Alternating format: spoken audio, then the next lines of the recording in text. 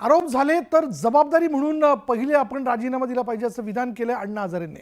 माणिकराव कोकाटे यांना देखील न्यायालयाने 2 वर्षांची शिक्षा सुनावली। तसंच मंत्री धनंजय मुंडे यांच्यावर अनेक आरोप होत असून त्यांच्या राजीनाम्याची मागणी होती। दरम्यान राज्यातील मंत्र्यांवर बोलताना अण्णा हजारेंनी नाव न घेता कोकाटे आणि मुंडेंवर एक प्रकारे प्रहार केल्याचं पाहायला मिळतं।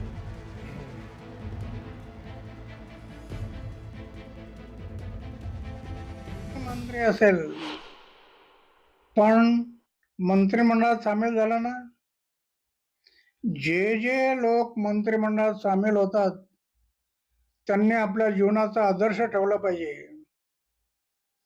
तो आदर्श ठेवताना आपले आचार शुद्ध ठेवले पाहिजे, विचार शुद्ध ठेवले पाहिजे, जीवन निष्कलंक ठेवलं पाहिजे, जीवनात त्याग ठेवला पाहिजे, अपमान घडायची शक्ती पाहिजे।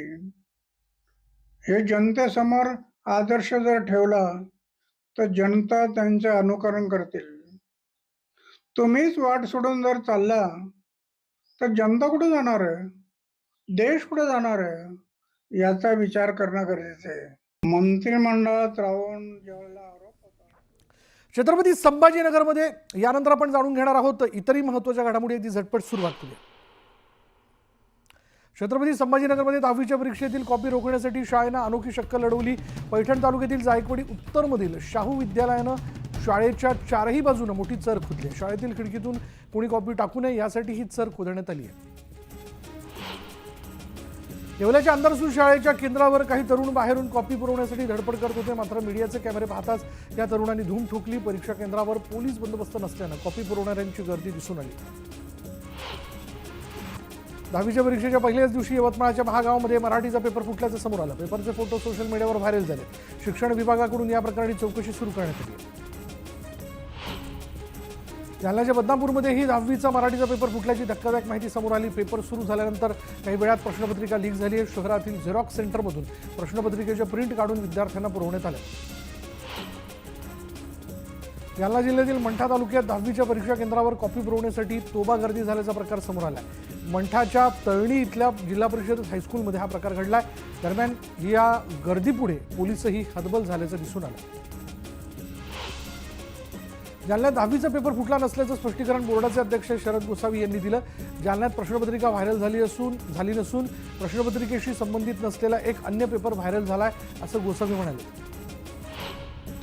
जळगावमध्ये 10वीच्या परीक्षेच्या पहिल्याच दिवशी कॉपीमुक्त अभियानाचा फज्जा उडाल्याचं दिसून आलं।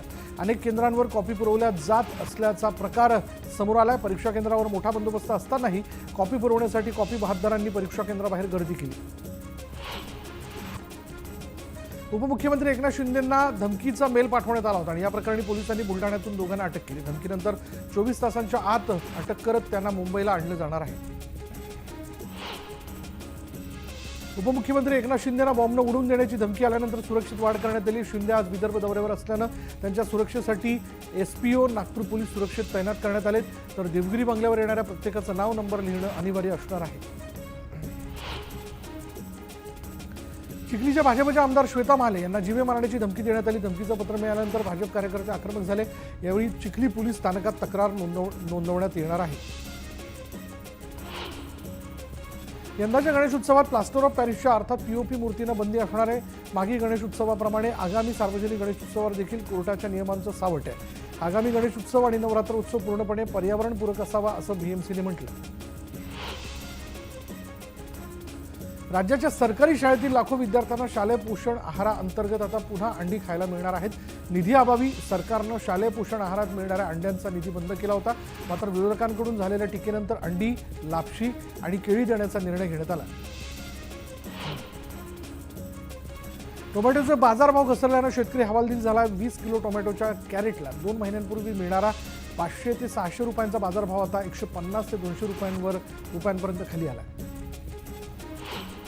वाशिम जिल्ह्यातील मंगरुळपीर तालुक्यातील कोठारी परिसरात हरभऱ्याच्या उत्पादनात मोठी घट झाली। एकरी केवळ 3 ते 4 क्विंटल उतारा आल्यानं शेतकऱ्यांचं मोठं नुकसान झालं।